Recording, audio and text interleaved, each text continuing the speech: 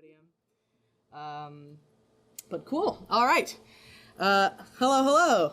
Welcome to this talk, which I have titled 30 plus games in 4 years, a game development adventure crisis. I am excited to hear you all here, see you all here, and go on this mystical journey with you. So you may have several questions, including who I am, but first we're going to start with why is it an adventure crisis? So I think that many parts of this retrospective can be kind of neatly captured as both. I, like many fledgling game developers in the industry, spent 4 years trying to make myself employable. And while traveling on this winding road, I heard a lot of things from veteran game developers and professors about making myself hireable, breaking into the industry, and what preparing yourself for full-time employment is or should be like. I have also spent a lot of time around new game developers, both when I was a college student myself and when I taught a course as an adjunct faculty member for Worcester Polytechnic Institute. I have entered the field of full-time game development now. I have been a full-time game designer at a AA company for 3 years, and now that I have spent time on both sides of the coin, I feel like, especially nowadays, there's kind of a level of misunderstanding between these two sides, the fledgling game developer and the full-time grizzled employee. I'm not going to call anyone out of touch in this presentation. That's really important to me. I think everyone has, a right to their opinion and their perspectives, and I am more hoping to kind of try and bridge that gulf. I also want to express my deep gratitude to all of the incredibly kind game devs and professors who have given me their advice and time, both when I was a fledgling game developer and, now. But yeah, I'm hoping to shed some light on both of these sides, sharing what I've learned and heard on my journey, some of which I had to unlearn later. While I was on this journey, I was able to make over 30 games in 4 years. So is it an adventure? Is it a crisis? Well, I will leave you to be the arbiter of that. But before you judge my fate, you should probably know who I am. So hello, I am Kate Olguin. For the past 3 years, I have been a game designer at Other Ocean Interactive, and for the past 4, I've been an organizer for Boston Postmortem, which is this meeting that you're at right now. I was most recently the lead designer on a game called The Walking Dead Betrayal. It was a social deception survival game. I also like to pitch it as Among Us meets Don't Starve. And you will be able to find lots of fun footage of it online, but you will not be able to find it on Steam anymore. But that's a story for another time. All of that's who I am now, though. So this talk focuses on who I once was. Let me take you 8 years back in time to a place that few dare go. College. Specifically Worcester Polytechnic Institute. That's where I hail from. Like many aspiring game developers, I had realized that I could combine my passion for creativity with my love for video games and technology and turn it into a viable career, which is a noble and worthy pursuit. Yes, I certainly thought so. Something that I want to note before I really dive into my exploits here is that I am a game designer now. That's the thing I do full time. But at this time, when I was first starting, I absolutely had not made up my mind at all about what kind of game developer I wanted to be. During most of these years, my main focus was actually art, not game design. But I also did a lot of sound. I did coding. I did QA at one point. I did some writing. I really sampled the charcuterie board of game development.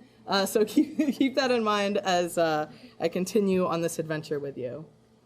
So in the beginning, within the first few weeks of starting at WPI, I had the opportunity to attend a special class. It was 2 nights only. It was on a weekend, and it featured Owen Leach as the teacher. At that time, Owen Leach had recently released a game called Ballistic on Steam, and he had come in to share his arcane wisdom with us. Owen said a lot of things about Steam and indie development that went completely over my head at the time. I did not understand it. But one thing that he said really did stick with me, which was if you want to make games, nobody's going to hand you anything. You have to go and grab it yourself and make everything happen on your own. This notion kind of combined in my head with an adage from Professor Brian Moriarty, who used to be at WPI. It was that the first 10 games you make will be really bad, but you may have learned something by the 11th game. So this brings me to my first of many lessons in this talk, which is how do you make a game, 30 plus games in 4 years? You make 10 games really fast. Because then you can get to the good stuff, right? You could probably say that I didn't really see the forest for the trees. You could also say that even so early in my game development journey, I had already been told that game development was incredibly competitive. And I really wanted to learn as much as I could as fast as possible. I also knew that I would graduate with tens of thousands in student loans. So best to try and make myself employable. So I dove into my first game. It was a class project about Mecha Cthulhu escaping a military base, and a game jam game called Murder, Be Wrote. I also really want to apologize in advance for the gifs that I'm going to use liberally in this presentation. They're going to make some really cluttered slides later. It's going to be exciting. You'll see what I'm going for. So another lesson that I learned from Murder, Be Wrote, one thing that as students we were always told to do was show up to events. Game jams were a very strong contender. If you showed up to game jams in just one weekend, you could have finished a game. Wow. That's 1 out of 10. That's 10%. Never mind that you had pressing homework to do. Games are more important, especially games made with a stranger that you've never met and no guarantee of their success or quality. That sounds like a cynical take. I earnestly really love game jams. They're some of my fondest memories at WPI. I showed up at my first game jam with a very passing knowledge of Game Maker from Cthulhu Robotic Revolution, and a even more passing knowledge of Photoshop. And I teamed up with another wide-eyed first year, and a kindly upperclassman took us under his wing, and out of that came Murder, Be Wrote up there, which was an infinite runner about a bee who was also a serial killer. The idea that in a mere 48 hours I could be 10% closer to this 10-game goal was very intoxicating. So I did begin attending game jams in earnest, which led me to this monstrosity that I refuse to apologize for. Welcome to Crab Dab Revolution. I teamed up with some other first years to create a game called Crab Dab Revolution. It's DDR-like with breakdancing crabs. If you're lucky and you keep an eye out, you can maybe see him coffee grind. Yeah, there he goes. So our plan was to create a game with 3 main levels and 1 secret level, where you fought this extremely cursed boss crab as the secret level to a trap remix of Cooking by the Book from Lazy Town. Oh, I know that show. Yeah. Ultimately, the end product was incredibly buggy and finicky. It had to be closed and relaunched if you lost the level, and it rarely resulted in a playable experience. And this level, the Cooking by the Book level, was the only one that was fully completed.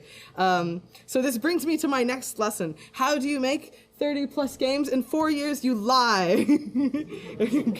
Crab Dab Revolution truly was a game. It had a goal. It could be played from start to finish. However, it's not anything I would ever put on my portfolio, nor is it anything that I would think would be particularly viable as a commercial product. However, it is a game, so I will be counting it towards my list of 30 plus games. It's not so much of a lie as it is an artful stretching of the truth. But of course, that doesn't make for as bold and brash of a slide. This artful truth stretching was something that I was encouraged to do very frequently on my game development journey. As the old saying goes, if a team of 3 students making a game calls themselves a studio in the woods, will anyone make a sound? It would seem no. You can just call yourself that. This was a trick that many have pulled before me and many will pull after me.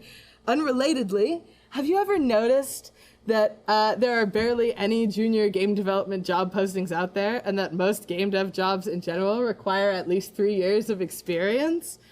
How do you get those 3 years without 3 years of experience? Well, you can enter the time paradox, but the tolls are crazy there. So you can lie.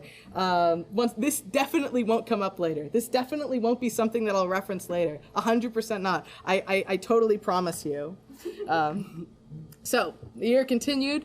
For another class, I made a game called Dollar Domination about the evils of capitalism. It's Monopoly, but everyone started with a random amount of generational wealth. This is Waving Simulator. It's a game about waving that turns into Murder Most Foul, and it is the result of a 3-hour whirlwind of panic after the other game I was working on for Global Game Jam that year fell through. And then there's Yeti Color Chase, where you play as a Yeti hunting down the gingerbread man, and also Become Egg, which was my first foray into Unity. It's a game about an egg rolling through a lush forest. It was after this game that I realized that you can truly put games online and nobody will stop you. I had heard this ancient legend about this thing called launched, released even. I had never really known what it meant. Everyone kept on saying that released games were now. That was the only thing that mattered. And then at a game development club meeting, I was told of the promised land, itch.io, my beloved, where your games can roam free and be counted as released regardless of their length or quality. Nobody had to play them, and I was repeatedly assured that nobody would. But they would be released. They could cross this boundary. And Waving Sim and Become Egg were the first ones to cross that threshold. But despite being very feature light, they did end up making reappearances later. Become Egg people really resonated with, I guess. Everyone really wants to be an egg at the end of the day. So I had discovered, yet another way to bolster my credibility. The 10 games didn't really matter as much anymore. The goalpost has now moved. Now I had to focus on releases. As a side note, something that I did not realize but was very acutely aware of as I was making this presentation is that releasing your games also makes them a time capsule. So the independent game that I spent the most time on during this period, which was Yeti Color Chase, during a 2-week game jam over winter break, it has now been lost to the sands of time. Not I nor nobody else can ever play it again. The art assets are all that remain. Cthulhu Robotic Revolution, the first game on this journey, it is also no longer with us. Even if you do not think you'll want it later, you should save your game projects because you really might miss them more than you think. So you might notice something that seems missing, right? I'm in school. Where are my school projects? Well, something important about school projects is that they required groups. They're fickle. Everyone's been on a team with someone who won't do anything, and that seemed to be invariably my experience with school projects. Cthulhu Robotic Revolution, my very first game on this journey, it almost failed completely because we had one unresponsive team member and another team member who refused to do anything. Dollar Domination, that was a class game, dead simple. Additionally, the last 2 times I'd worked on teams in a game jam, we hadn't finished a game. That's how we ended up with this. Never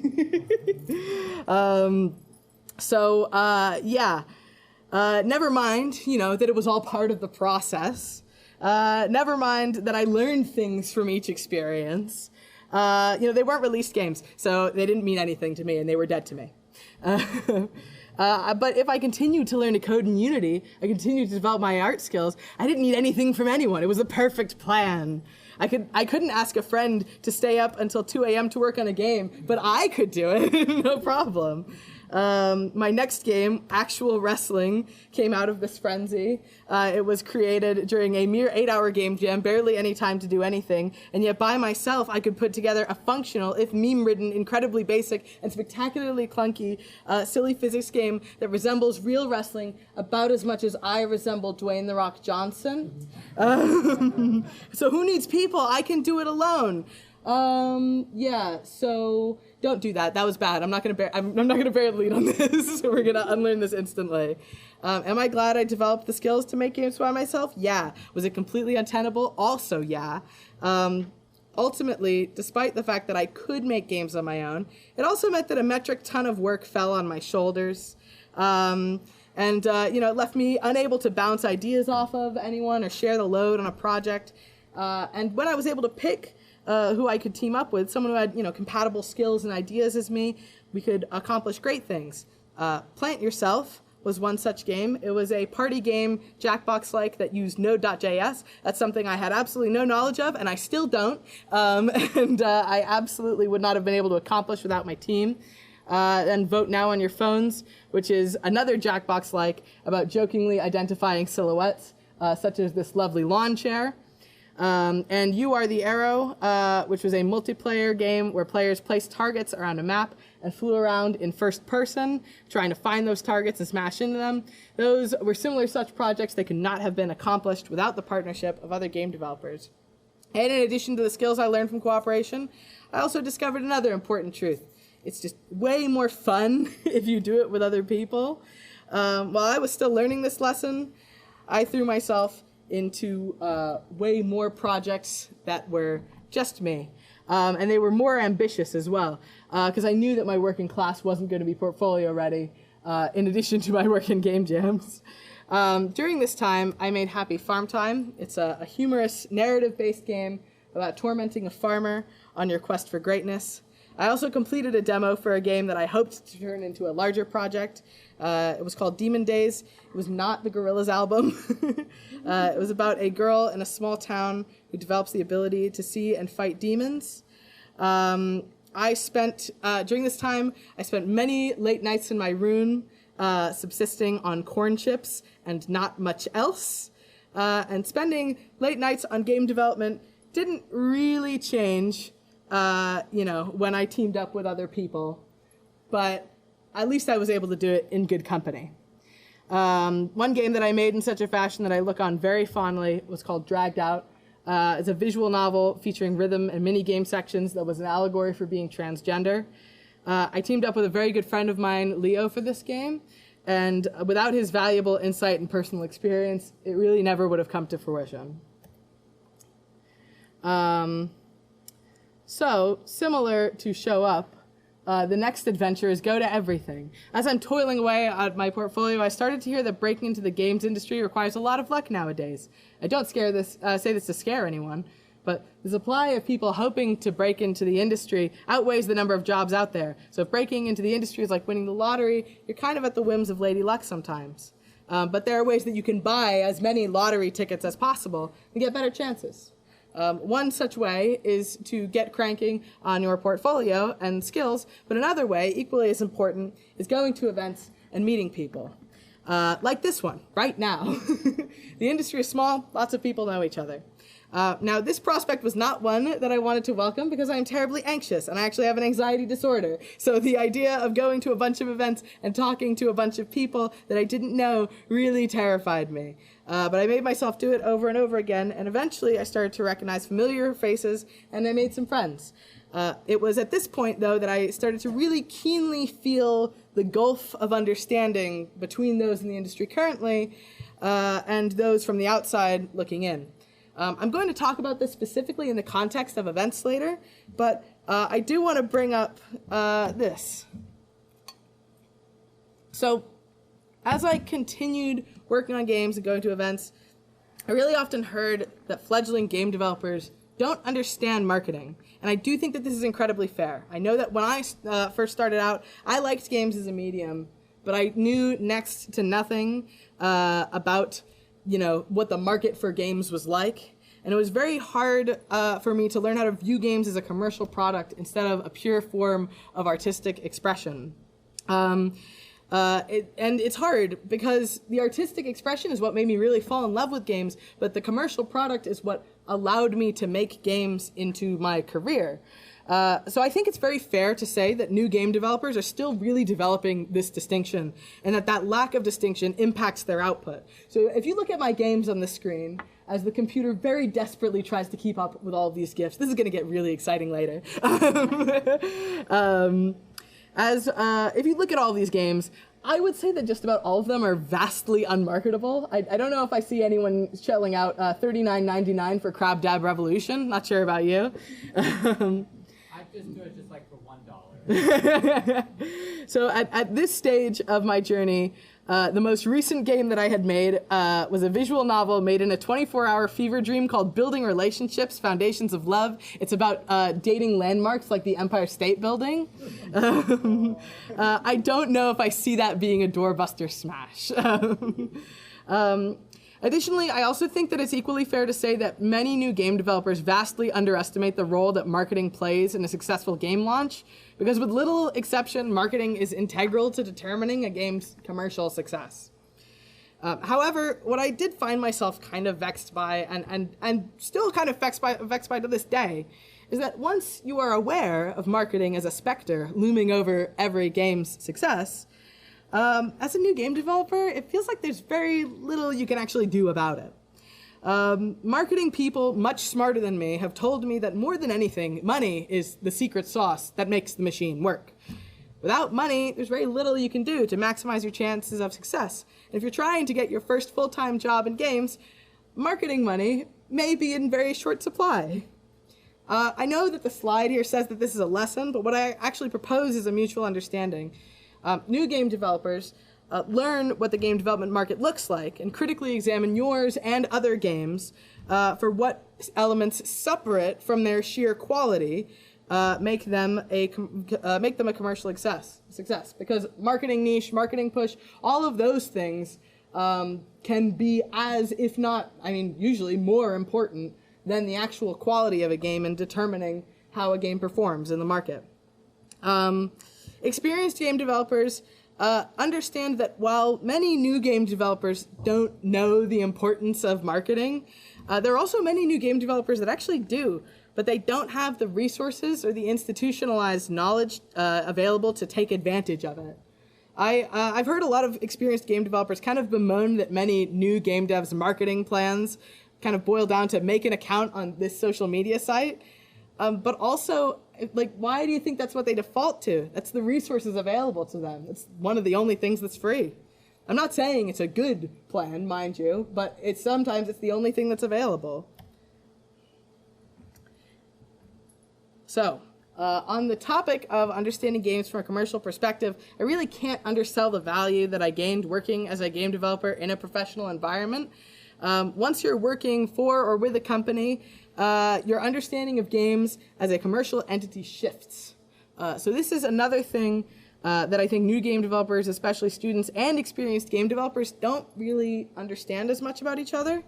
So when you're a student, you're kind of taught that your time is a little less than worthless. And what I mean by that is that all of the hours that you're spending as a student, you're doing your classwork and you're making games outside of it, you're not getting paid for any of that. You're in fact losing money because it's going to the school. And on top of that, there's all the pressure and expectation, for your time to, outside of class, be going to events and making games. And so you don't really gain a concept of billable hours for your work because the expectation is kind of that all of your time is meant to be spent making games.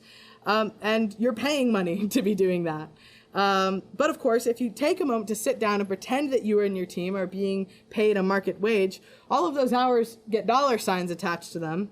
And you can really see how important it is to maximize the chances that your game will be a commercial success. A lot of that I really credit towards my time working at MassDigi, Firehose, and Total Respawn AR.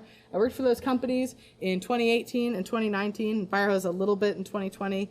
And the games I worked for them really helped me figure out what my place was in the market.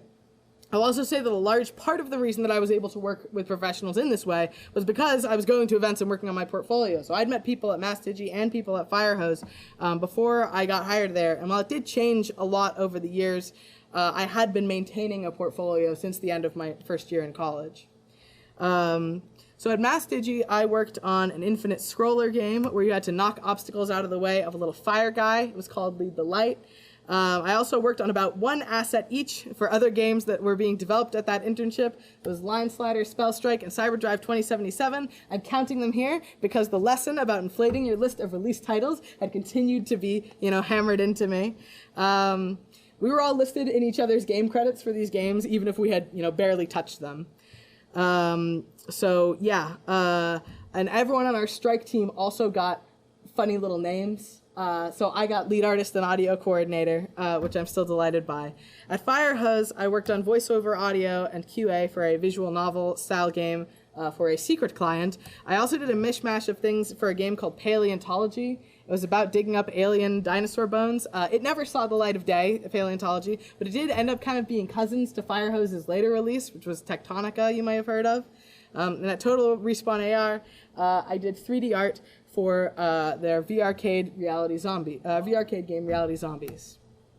What's the sequel to Lying? Well, we're about to find out, because there we go.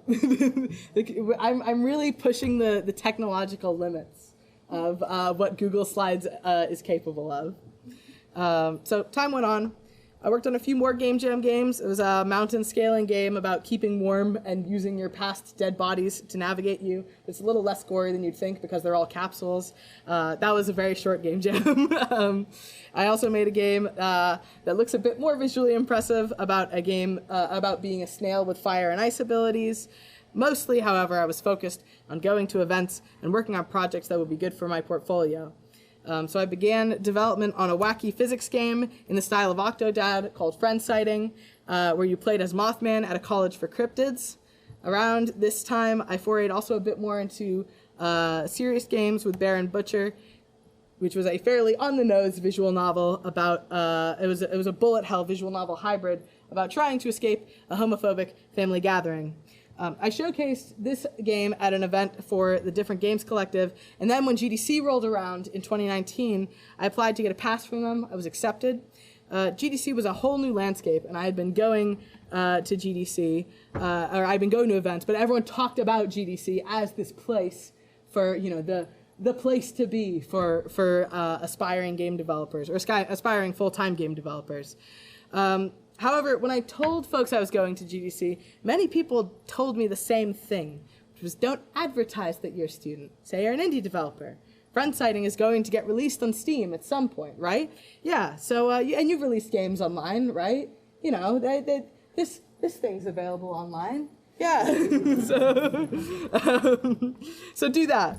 And so I did. I presented myself as an indie developer and did not say I was a student unless asked. It was one of these experiences at GDC that actually really inspired this talk.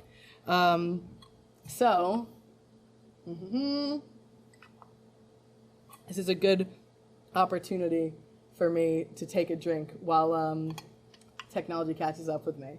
This is normal. So this is actually a picture of the bar that I almost got kicked out of. I think it's called the Golden Gate Tap Room. Really good times. So here is my tale. I got invited to a Writing for Games party. And so I showed up at the Writing for Games party, said I was an indie dev. They were doing this little competition thing. It was called Write Club. It was kind of like a whose line is it anyway, sort of like speed, like game writing thing. It was mostly like for goofs, but people took it seriously. And so I signed up, to compete in it. And I sat down with these two full-time game developers who looked roughly the same age as me, but like they had been in the industry for a few years. And so we were talking, we were chatting, we were having a good time. What do you do? Oh, I'm an indie developer. Oh, ho, ho. I've flown under the radar. And then one of the organizers for Write Club came over and they started talking about this Writing for Games like Facebook group they were a part of. And one of them said, yeah, oh man, and it sucks because we had to kick like all the students out of it the other day. And I was like, I was like, yes, students. Something I'm not. And they were like, yeah. So one of the students, we were letting students in, and one of them kind of went off on this huge tirade against the writing in Tomb Raider, and the head writer for Tomb Raider was in the Facebook group. So not super great. And then I had to spend the rest of the time in anxiety at being Hannah Montana, finding my double life worrying about my double life getting exposed. But then, so at this time, I was, a young spring chicken of 20, which means they gave me a funny little wristband at the start, which was hidden under my long sleeves, so they would know that I couldn't have an alcohol. But something about San Francisco is that if the kitchen closes, then all of the people who are underage have to get out.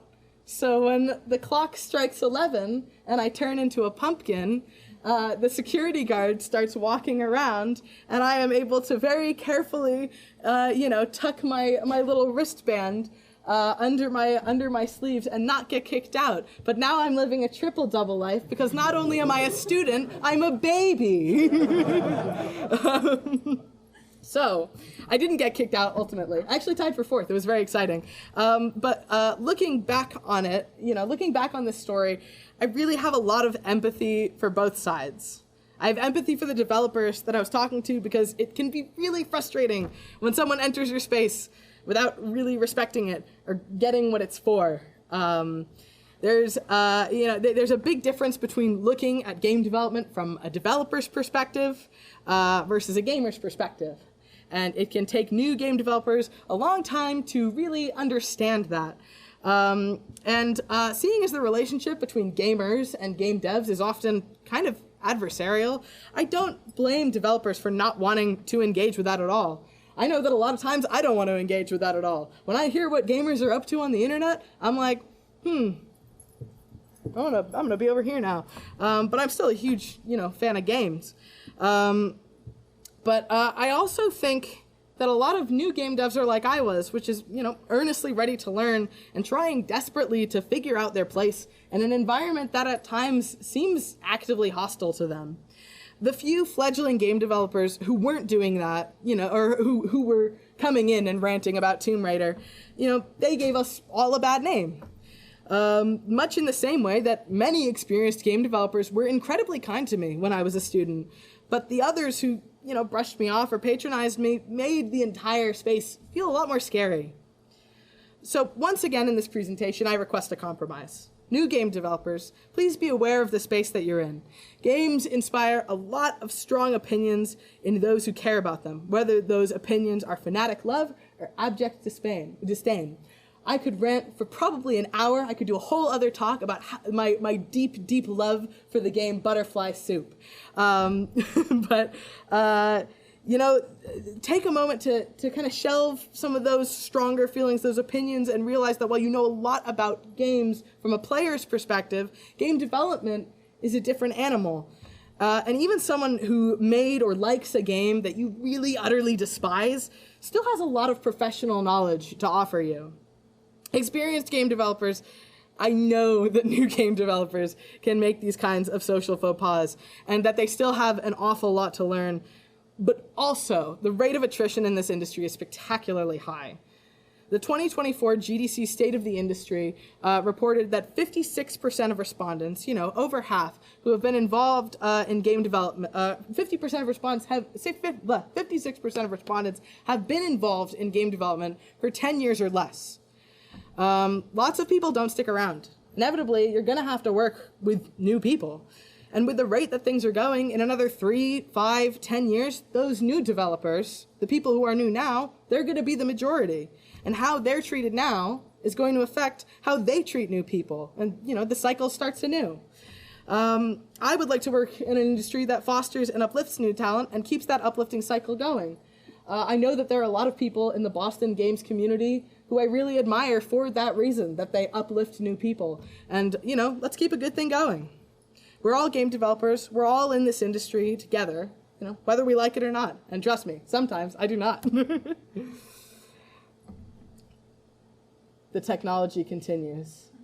Oh, we're starting to get a fade out. Yeah, that's the chugging is really honestly emblematic of my brain after learning this lesson. So I've already lost some sleep over the lying, so let's lose some more. As a student, I've already learned the lesson that my classwork is often not good enough for a portfolio. This was my experience. If you are a student, your mileage may very much vary. So in addition to a full-time course load, which brings us everything but the kitchen sink, an appliance fighting game, and Allegrove, a music game about finding the right music to make a tree dance, I was also working on the aforementioned friend sighting in my free time. I dipped my toes in the game jam waters very briefly for a cursed game, Synfluencer. It was about what happens if you take a NyQuil and a DayQuil at the same time. I do not know from experience, and I do not wish to know. But that was ultimately my only game jam game during my senior year. Shortly after, I started work on what would be the only class game to ever feature on my portfolio, or well, not ever, but now. The Call of Karen. It's a game about a 1950s suburban housewife whose home is invaded by Cthulhu.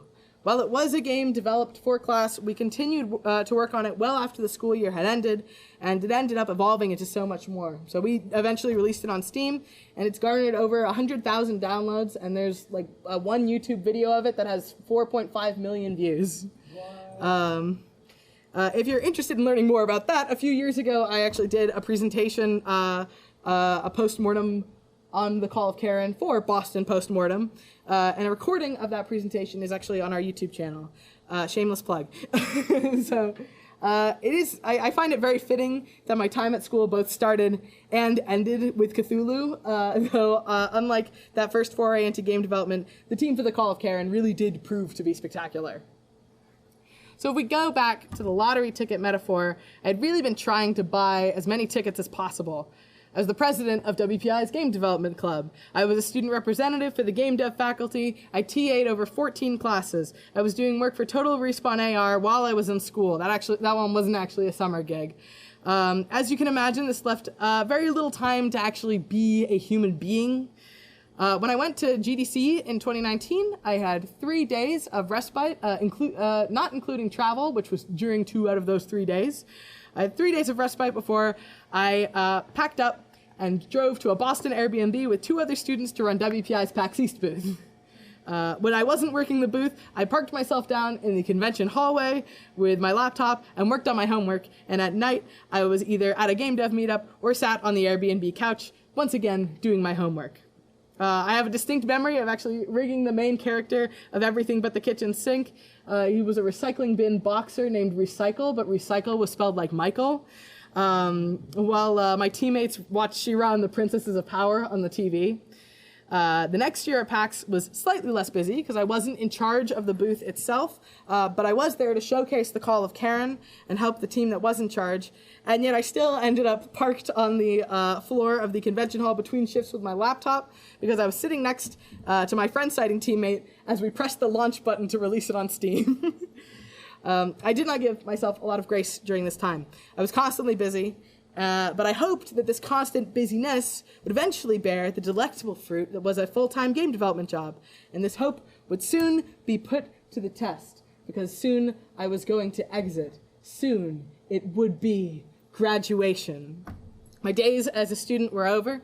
It was time to exit the collegiate purgatory and see what my years of stuffing briefcases with lottery tickets would do for me. Anyone who has looked for game development jobs can tell you that, junior jobs are generally few and far between. I think I mentioned that earlier. But I was assured that I was expected to apply for mid-level jobs just a few years outside of your skill level. Everyone does it. And that is true. I would still recommend people do that. Most jobs at that time asked for at least 3 years of experience, but I felt like I wasn't really stretching the truth, or I guess to be flashy, lying too much to say that I had. I had worked on well over 30 games at that point, 20 at least, and I had snatched up every possible title that I could, just like everyone had told me to. I'd been to GDC as an indie developer. I released 2 games on Steam, Friend-Sighting and The Call of Karen. I was clearly more than prepared. I felt confident that when I got an interview, I'd be able to strut my stuff. So what was one of the first questions that people asked me? Well, let's find out. All of my lying had not prepared me for this question.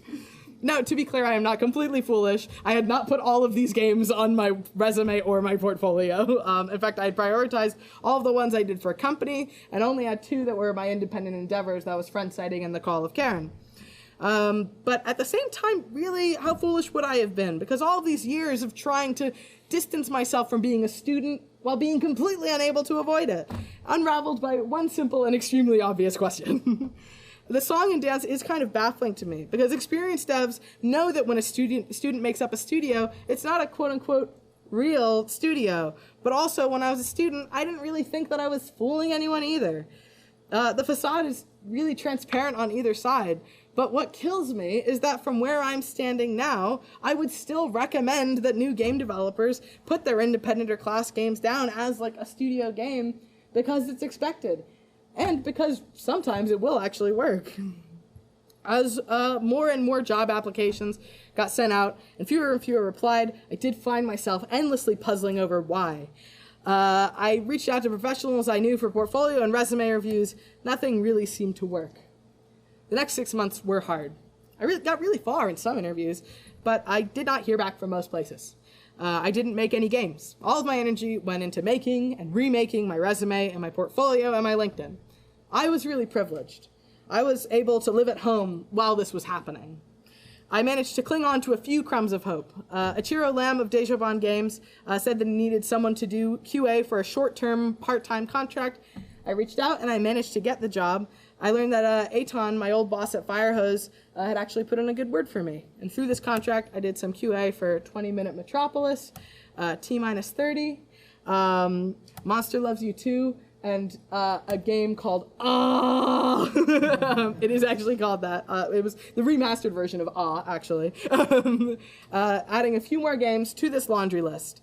But it still felt like I was, kind of eons away from making my dreams of full-time game development into a reality. But it was enough to make me think that someday, maybe it could happen. In November, one of the game development discords I was in sent a message about a game jam on itch. I'd done a lot of game jams, but I actually never done one hosted through itch before, but something about this one seemed really sweet. At the start of the game jam, you wrote a letter to your secret Santa talking about your favorite things. So like food, animals, game genres, etc. Your secret Santa would get that letter and then would make a game for you based on that. I thought that this was a cute idea, and the game jam was a month long. It seemed like an age compared to how fast I'd been doing things before. I decided to join, and I made a game called Otter PG. It was a visual novel bullet hell hybrid about an otter going on a quest for a dragon.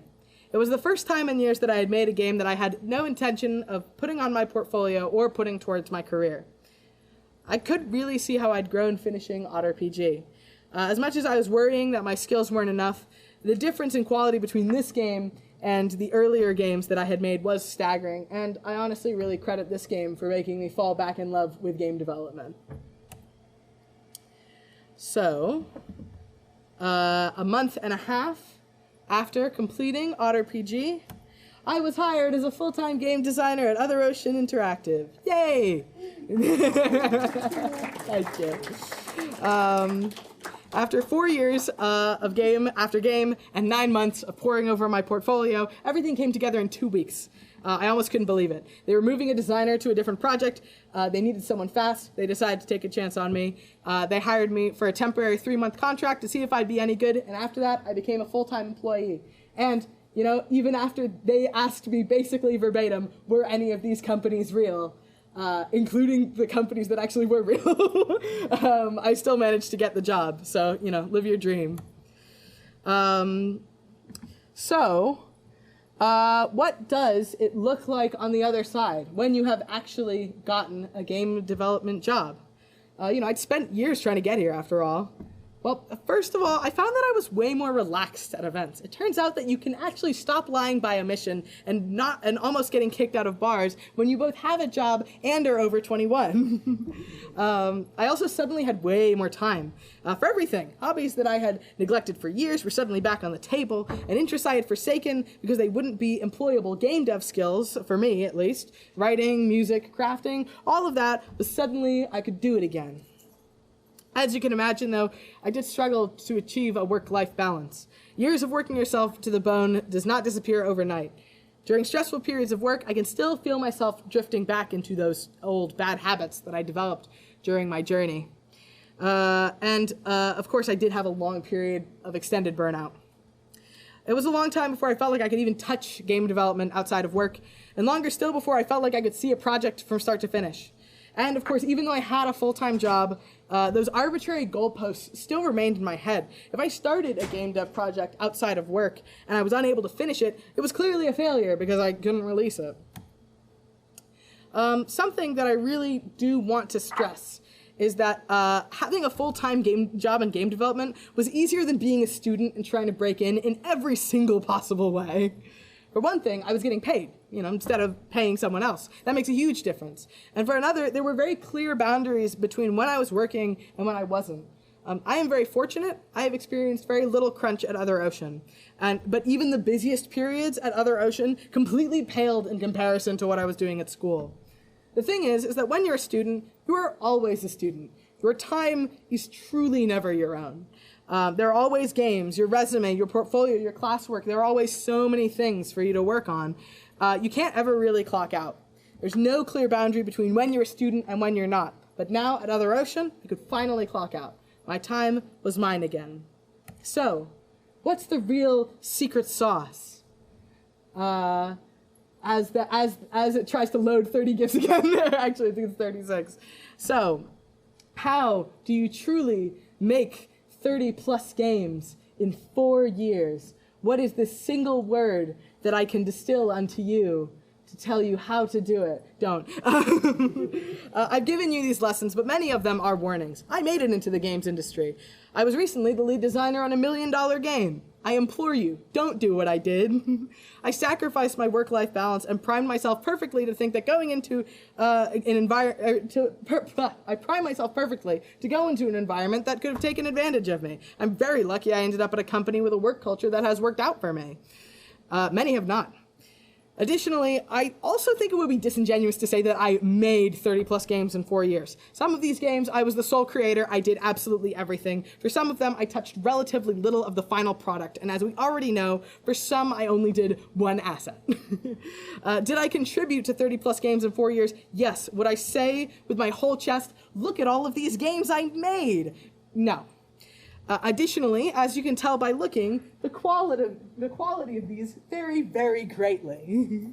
If we're going by the metric of released titles, this list dwindles to 18. And if you go farther to release titles that I would feel comfortable putting on my portfolio and or resume based on the quality and the things that I did, the list shrinks further to 9. I still think that some of the lessons hold up.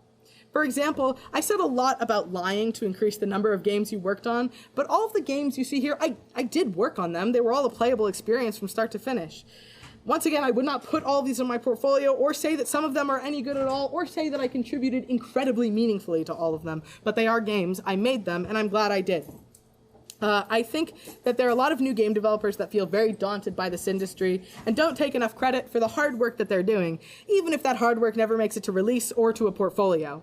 Be proud of and take credit for the games that you have worked on. And even if you don't think they're great, take those lessons to the next one. But you still made a game, and that's more than a lot of people can say. Additionally, I cannot undersell the importance of going to events, talking to fellow game developers, whether as a new dev or a more experienced one, is key to learning from and inspiring each other and fostering a positive community. We're very lucky to frequently have a good mix of eager new students and more experienced game developers at events like these, and I'm so grateful for that. It's really wonderful to see everyone here. The worst thing about my method is that it worked. Through some combination of everything I have told you tonight, I did get a job in games, and I did make a lot of games, although their quality obviously varies. However, I think that there are better, more sustainable ways that I could have achieved the same outcome.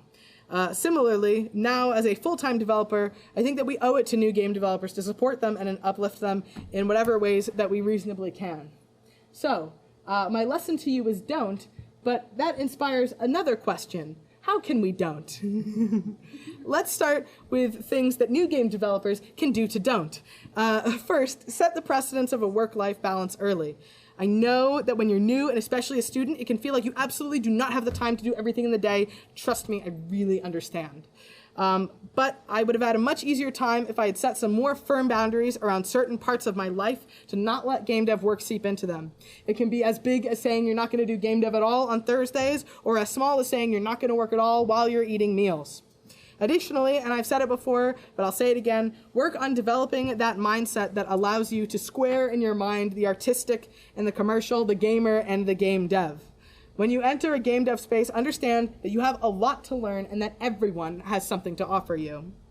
As for experienced game devs, I would ask my peers to give new game developers more understanding. New game developers aren't deliberately obtuse, they're learning, and a lot of them are working so spectacularly hard for no money at all. Additionally, while it may feel at times that you have more to offer them than they do to you, I would like to challenge that notion. The games industry is cooked in a myriad of ways that could constitute a whole other presentation, but it can be really easy to become cynical about the industry as a whole, and even the medium. One of the best combatants to this cynicism is new game developers who have spark and pep and enthusiasm, and for games in a way that is uncomplicated by the realities of working in it. That's not to say that if you work in the industry, you are destined to fall out of love with games. I still love games incredibly deeply, so it's not at all true. But if you ever feel yourself starting to drift that way, it can be very beneficial to be reminded of how you viewed games when you first started working in them. Ultimately, new game developers and experienced game developers alike, we all love games, we all want to make them, and we should support each other in doing so. Just maybe not over 20 in 4 years. Thanks for listening to my presentation. Yay. That's my email. Feel free to email me anytime. I will probably answer. That's my Twitter, or I guess X. I basically never go on it, but if you want, you can follow it.